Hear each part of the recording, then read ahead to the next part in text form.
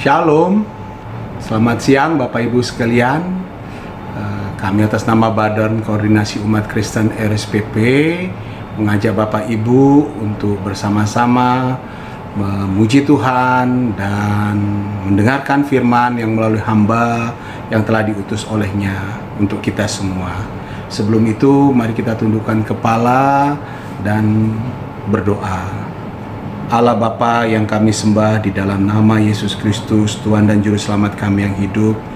Tuhan, pada siang hari ini kami kembali bersekutu bersama-sama untuk mendengarkan sebagian firman-Mu. Kami mengundang Kau ya Roh Kudus untuk hadir di tengah-tengah kami, bertahta di atas pujian dan penyembahan kami, sehingga kami mengerti dan mengenal apa rencana-rencana Tuhan ke depan untuk kami pribadi lepas pribadi.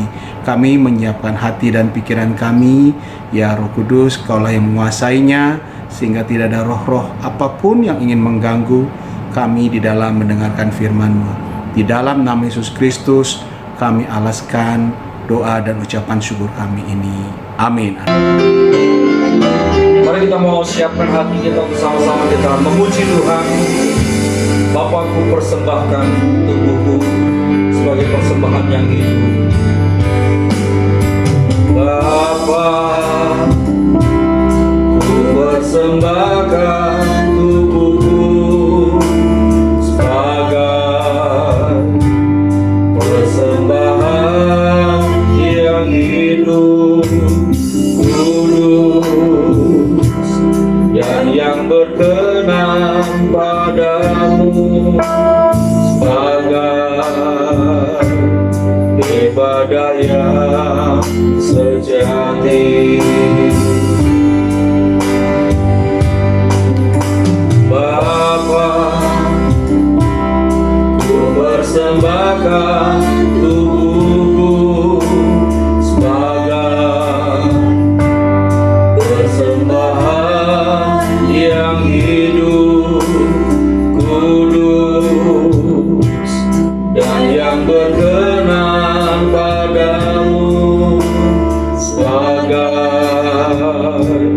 ibadah yang sejati. Ku sembahkan Tuhan, ku sembahkan Tuhan,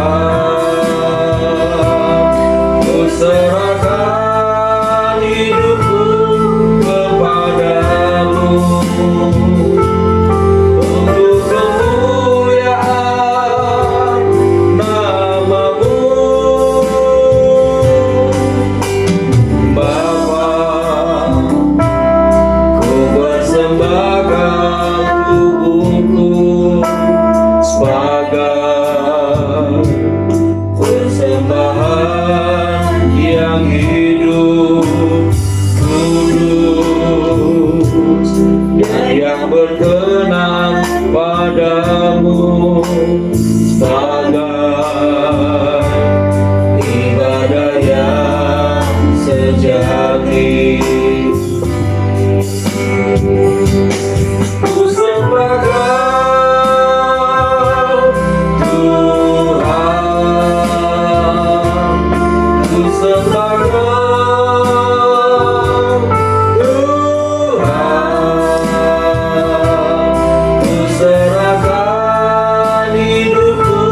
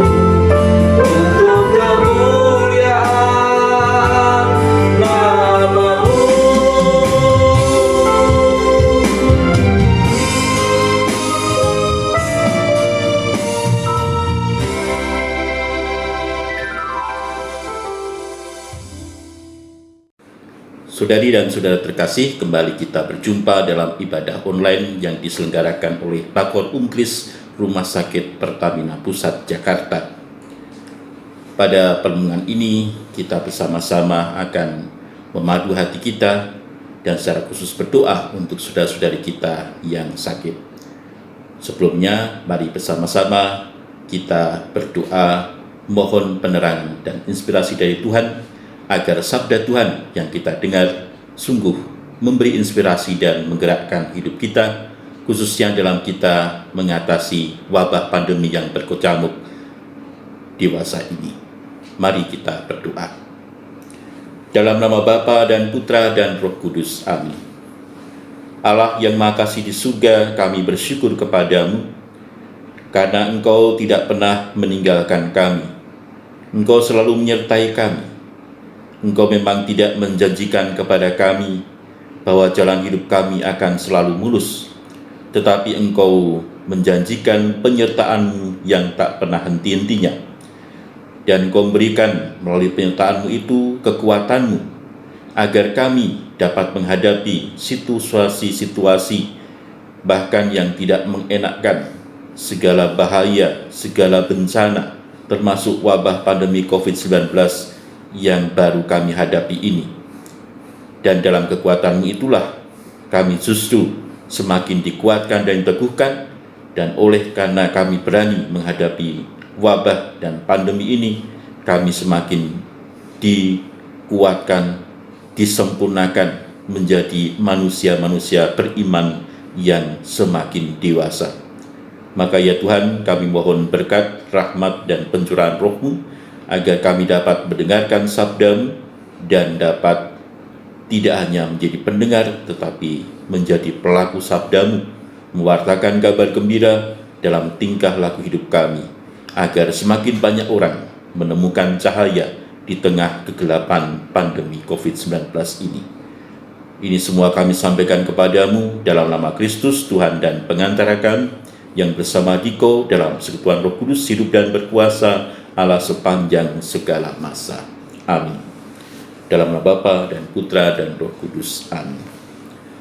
Bapak Ibu, saudara-saudari, rekan-rekan muda, anak-anak yang terkasih, siapa saja yang berjumpa secara virtual, Shalom.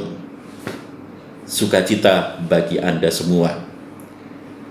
Pada permenungan hari ini, kita bersama-sama akan mendasarkan permenungan kita pada Injil Lukas bab 12 ayat 54 sampai dengan 57. Yesus berkata kepada orang banyak, "Apabila kamu melihat awan naik di sebelah barat, segera kamu berkata akan datang hujan, dan hal itu memang terjadi. Dan apabila kamu melihat angin selatan bertiup, kamu berkata hari akan panas terik, dan hal itu memang terjadi. Hai orang-orang munafik, rupa bumi dan langit kamu tahu menilainya. Mengapakah kamu tidak dapat menilai zaman ini?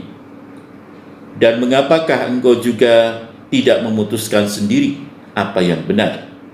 Sebab jikalau engkau dengan lawanmu pergi menghadap pemerintah, berusahalah berdamai dengan dia selama di tengah jalan, supaya jangan engkau diseretnya kepada hakim, dan hakim menyerahkan engkau kepada pembantunya, dan pembantu itu melemparkan engkau ke dalam penjara. Aku berkata kepadamu, engkau tidak akan keluar dari sana sebelum engkau membayar hutangmu sampai lunas." Demikianlah Injil Tuhan. Bapak Ibu, saudara-saudari, rekan-rekan yang terkasih di dalam Kristus, orang yang bijaksana menurut Injil Lukas adalah orang yang bisa menilai tanda-tanda zaman. Menilai tanda-tanda zaman tentu berbeda dengan menilai gejala-gejala alam. Seperti tadi dikisahkan, bagaimana kita ketika melihat mendung, lalu kita mengatakan, mungkin akan turun hujan. Dan memang biasanya lalu turun hujan. Dan sebagainya, kita seringkali bisa melihat gejala atau gelagat alam. Kalau mau musim hujan, kita tahu tanda-tandanya, ada bunyi-bunyi tertentu dari binatang-binatang tertentu. Kita lalu mengatakan, oh itu musim hujan akan segera datang, oh itu musim panas akan segera datang, dan kiranya itu kemudian menjadi kenyataan. Jadi kita sudah dianugerahi oleh Tuhan kemampuan untuk menilai. Hanya kalau menilai gelagat alam tentu dipakai indera kita dan akal budi kita. Tetapi menilai tanda-tanda zaman membutuhkan lebih dari indera dan akal budi. Itu membutuhkan hati kita. Menilai tanda-tanda zaman berarti juga melihat dan menakar apa yang terjadi pada zaman ini dan mencoba melihat serta menemukan hubungan maknanya dan ada sentuhan apa dari gelagat zaman ini. Apakah gelagat zaman itu menggerakkan saya, menginspirasi saya untuk melakukan sesuatu sebagai tanggapan atas tanda-tanda zaman. Maka tanda-tanda zaman tentu saja lebih dari sekedar gelagat alam. Dia tidak hanya mengisahkan tentang apa yang akan terjadi pada alam, tapi sebenarnya mengundang kita untuk berbuat sesuatu menghadapi zaman yang kita lihat sekarang ini. Pandemi COVID-19 adalah juga bagian dari tanda-tanda zaman. Banyak orang dari kita yang terpecah pendapatnya tentang COVID-19. Ada sebagian yang percaya, sebagian tidak percaya, sebagian lagi ada yang kemudian bersikap acuh tak acuh, sebebasnya, seenaknya sendiri, tidak mengenakan protokol kesehatan. Ada juga sebaliknya yang begitu memakai protokol kesehatan, bahkan sampai lebih dari itu, sampai merasa ketakutan sungguh-sungguh dengan adanya COVID-19 atau menjadi paranoid dengan COVID-19 sehingga sedikit-sedikit semua disemprot dengan desinfektan misalnya, sedikit-sedikit semua disemprot dengan hand sanitizer misalnya. Memang protokol kesehatan itu penting dan baik juga, tetapi kalau kita terlalu banyak memakainya, kita juga pasti akan keracunan juga, karena yang kita pakai juga adalah bahan-bahan kimia. Karena itu di sini kita diajak untuk bersikap bijak, tahu mana yang perlu, mana yang tidak perlu, mana yang penting dan mana yang tidak penting. Itulah undangan dari tanda-tanda zaman, meminta kita untuk menilai, memilah-milah mana hal penting dan mana hal yang tidak penting, mana yang harus dilakukan dan mana yang tidak usah kita lakukan, mana yang justru merupakan sesuatu yang berlebihan untuk kita lakukan. Dan itu amat sangat penting dalam menghadapi pandemi COVID-19 ini. Karena kalau kita bersikap gegabah, kita tidak hanya membahayakan kesehatan kita sendiri, tetapi juga membahayakan kesehatan orang lain. Maka kita diminta untuk bersikap bijak demi kesehatan bersama, demi kebaikan bersama. Saudara-saudara terkasih, saya ingat akan sebuah kisah tentang bagaimana seharusnya kita menanggapi tanda-tanda zaman. Tanda-tanda zaman mengundang kita untuk berubah setelah menemukan mana yang baik dan mana yang tidak baik, mana yang penting, mana yang tidak penting, mana yang harus dilakukan dan mana yang tidak. Maka kita dituntut untuk melakukan apa yang sudah kita nilai tadi. Kalau kita merasa itu penting, maka harus kita buat meskipun mungkin tidak biasa kita buat. Kalau itu melakukan tidak penting, ya mungkin kita kebiasaannya berbuat, harus kita stop. Nah, perubahan. Maka menemukan tanda-tanda zaman berarti mengundang kita untuk berani berubah. Yang tadinya mungkin tidak harus pakai masker di mana-mana, sekarang harus pakai masker.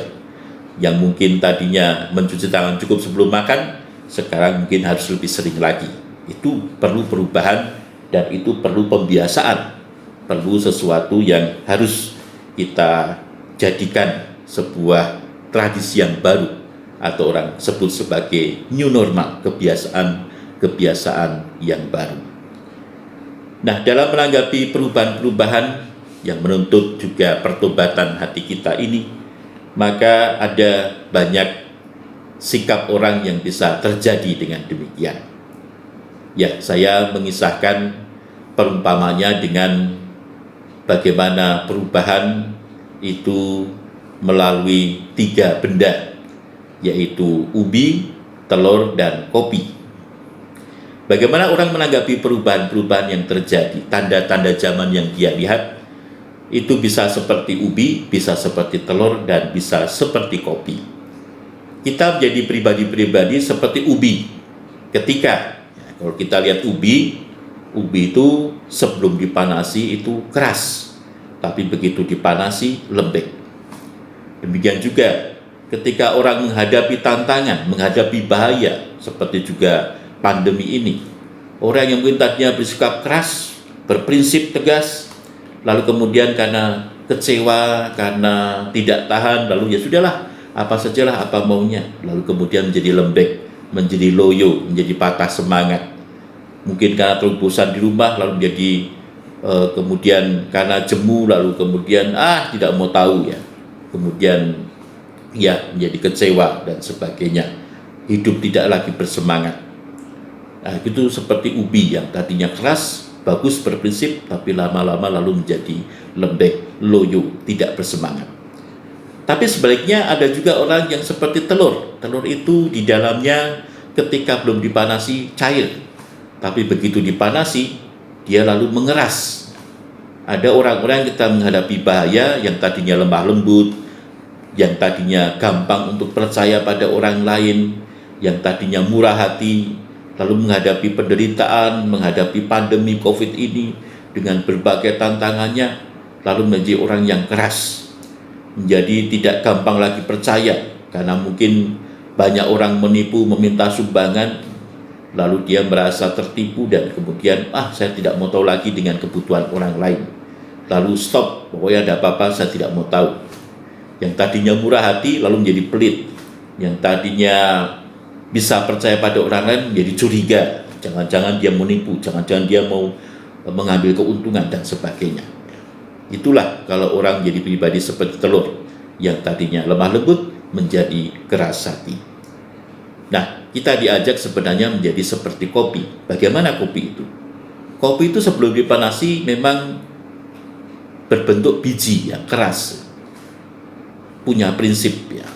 Tetapi setiap dipanasi ya dia lebur, tidak ada lagi kita lihat bentuk kopinya. Tetapi jangan salah, air yang dicampur dengan kopi itu lalu semuanya berwarna kecoklatan, berwarna kehitaman, berwarna kopi, dan lagi pula harum, aromanya aroma kopi. Jadi kopi berubah, kopi melebur, tetapi bukan berarti hilang, melainkan dia mempengaruhi, dia menginspirasi, dia ikut berperan pada pembentukan apa yang ada pada keadaan di sekitarnya. Saudara-saudara terkasih, dalam zaman bagaimana kita menghadapi pandemi COVID-19 ini, kita diajak untuk menjadi pribadi-pribadi seperti kopi, yang tidak berubah menjadi orang yang gegabah dan tidak mau tahu, atau juga yang kemudian ketakutan karena paranoid, bahkan menjadi idiot karena COVID. Saya seringkali menyebutnya sebagai covidiot, orang yang menjadi idiot karena COVID. Misalnya jadi ada orang-orang atau kampung tertentu yang karena ketakutan akan penularan COVID lalu melarang orang-orang untuk masuk ke kampung itu. Nah, di beberapa tempat ada kejadian malah para perawat, para petugas medis yang mau pulang ke rumahnya juga dilarang karena mereka ketakutan, jangan-jangan ini petugas medis membawa penyakit, maka mereka tidak boleh pulang. Nah, kasihan juga tuh para petugas medis yang sudah berjuang di garis depan, capek, lelah, ingin istirahat, malah dilarang untuk pulang ke rumah oleh masyarakat yang ketakutan, yang menjadi idiot karena adanya COVID ini. Nah, kita juga jangan sampai seperti itu. Maka kita harus juga menjadi pribadi seperti kopi yang bisa memahami, melihat bagaimana pandemi ini, tahu bagaimana cara penularannya, lalu kemudian tidak gegabah, tapi mengusahakan cara-cara yang bisa melindungi kesehatan bersama. tentu saja dengan memakai 5M tadi ya, dengan memakai masker, dengan memakai hand sanitizer atau mencuci tangan lebih sering, dengan mandi, membersihkan diri lebih sering, dengan menghindari kerumunan, menghindari makan bersama, dan lalu juga melaksanakan vaksinasi supaya ikut membentuk kekebalan bersama masyarakat, sehingga memungkinkan kita untuk mengikuti tetangga-tetangga kita, negara-negara tetangga yang sudah mulai bebas tidak memakai masker karena mereka sudah mencapai kekebalan bersama karena jumlah yang divaksin sudah cukup. Maka kita juga harus jangan sampai ketinggalan. Kita mencoba untuk bersama-sama mengupayakan yang terbaik bagi seluruh masyarakat kita, dan itulah menjadi kopi yang berani berubah, berani bertobat, berani membuat cara-cara baru yang lebih mengedepankan kesehatan atau keselamatan bersama, tapi juga ikut mempengaruhi, ikut memberi inspirasi kepada orang-orang di sekitar untuk itu mendukung perubahan-perubahan yang baik ini, sehingga kemudian kita bersama-sama bisa menciptakan kebaikan bersama oleh karena perubahan-perubahan yang kita bangun bersama ini. Nah, Yesus pun mengajak kita di dalam Injil untuk menjadi pribadi-pribadi yang demikian, pribadi yang bisa menakar zaman dan kemudian bisa menentukan apa yang harus dilakukan. Seperti hanya ketika orang bersama musuhnya di jalan, sebelum menghadap pemerintah, ya dia harus tahu daripada dia nanti ditangkap hakim dan dijebloskan, mendingan sejak awal jangan sampai ada masalah dulu, maka berdamai lebih dahulu, sehingga kemudian ke depannya hidupnya menjadi lebih nyaman, lebih enak, tidak hanya untuk dirinya tapi juga untuk sesamanya. Maka mari kita bersama-sama juga menjadi orang-orang yang bisa menilai zaman ini dan menemukan apa yang harus, yang penting, yang perlu kita lakukan untuk bisa menciptakan kebaikan bersama. Semoga kita semua menjadi pribadi-pribadi yang seperti kopi, bukan pribadi-pribadi seperti telur atau seperti ubi yang berubah tetapi malah merugikan bukan hanya dirinya sendiri tapi juga merugikan sesama, tetapi menjadi seperti kopi yang mau berubah tetapi juga membangun dalam kebersamaan sikap-sikap yang baik, yang berguna, yang perlu untuk terciptanya kebaikan bersama, kesehatan bersama. Nah, marilah kita memohon kekuatan Tuhan tentu saja, karena tanpa kekuatan dari Tuhan tentu yang kita lakukan tidak akan ada gunanya. Pemasmur mengatakan jikalau Tuhan tidak bekerja, sia-sialah para pembangun bekerja. Maka mari kita juga mengaturkan usaha-usaha yang sudah kita mulai dan mungkin harus kita kembangkan bersama demi selamatnya bangsa dan negara kita ini, juga dengan mempersembahkannya kepada Tuhan melalui doa-doa.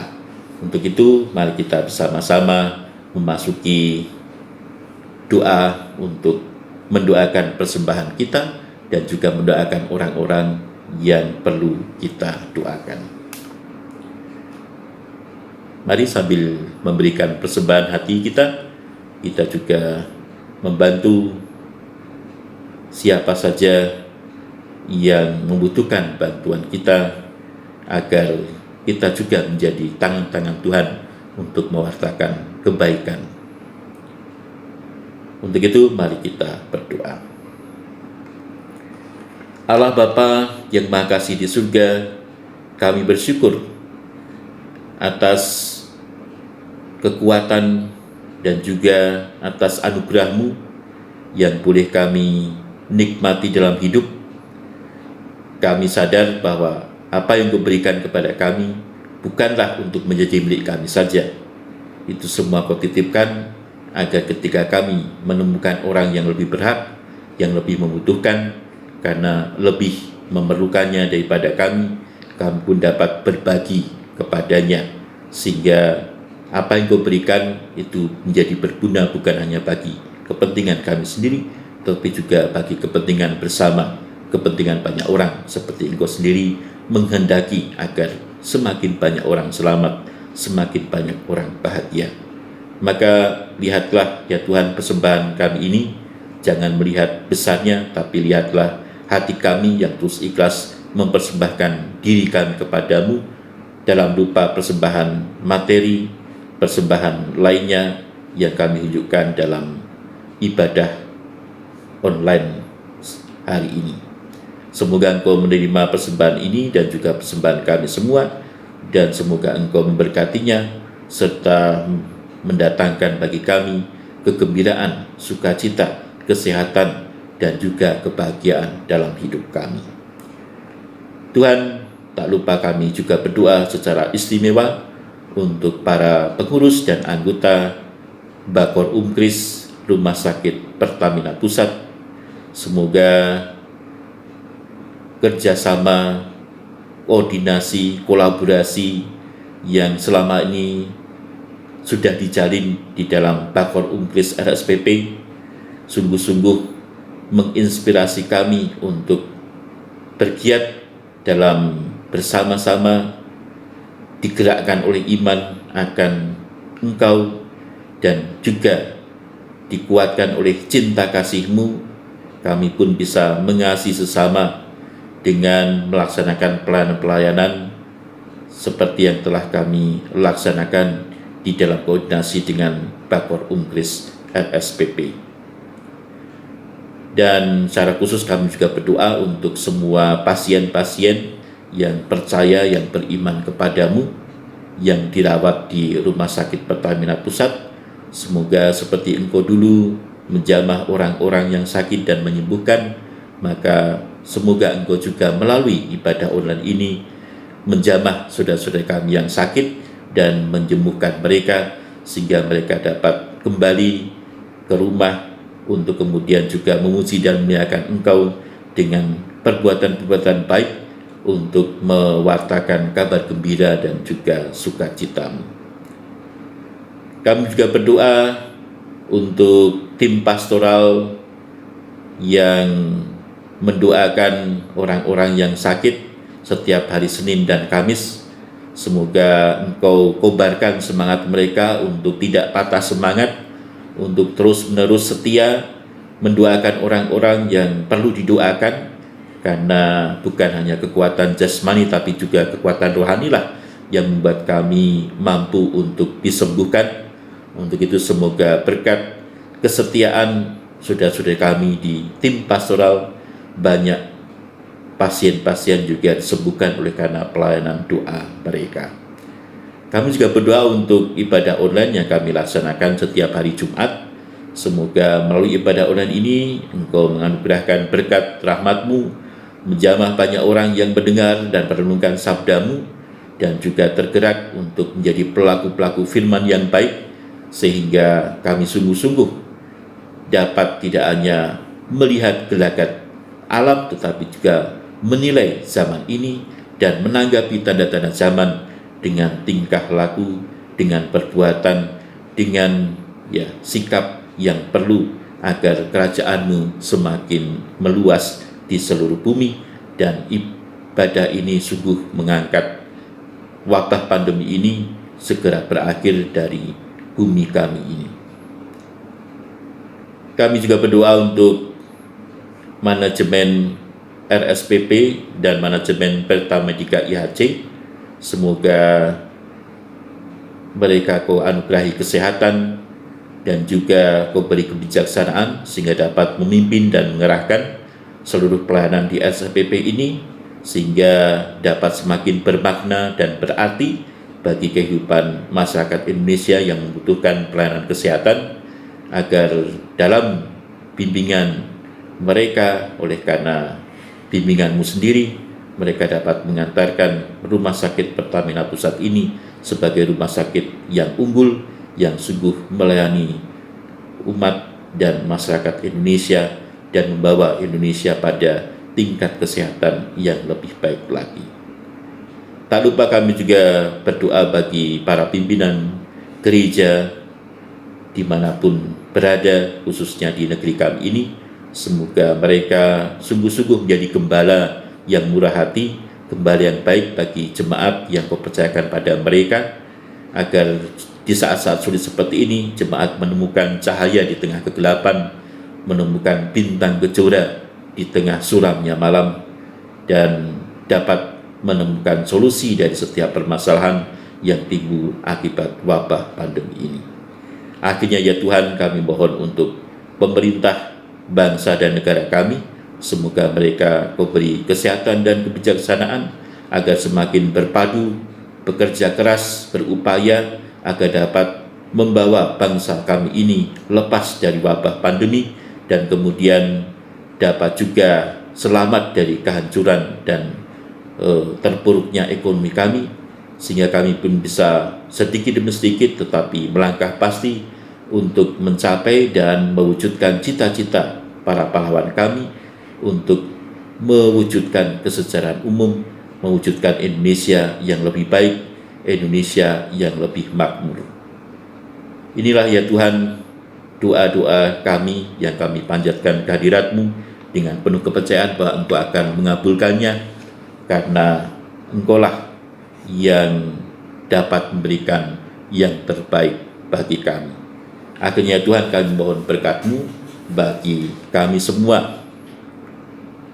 Tuhan, semoga Engkau memberkati semua orang yang berpadu hati dalam ibadah online hari ini. Semoga Engkau memberkati orang-orang yang kami doakan dalam ibadah online ini. Semoga Engkau memberkati kami semua yang membutuhkan bimbingan kekuatan-Mu, dan semoga berkat-Mu berlimpah-limpah turun atas kami semua yang berharap padamu, dalam nama Bapa dan Putra dan Roh Kudus. Amin. Saudari dan saudara yang terkasih, demikianlah ibadah kita pada hari ini.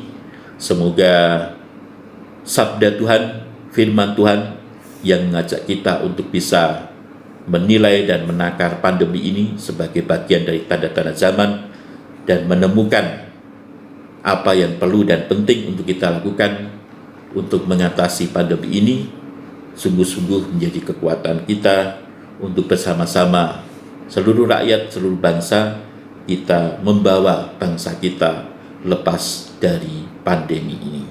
Semoga Tuhan memberkati kita.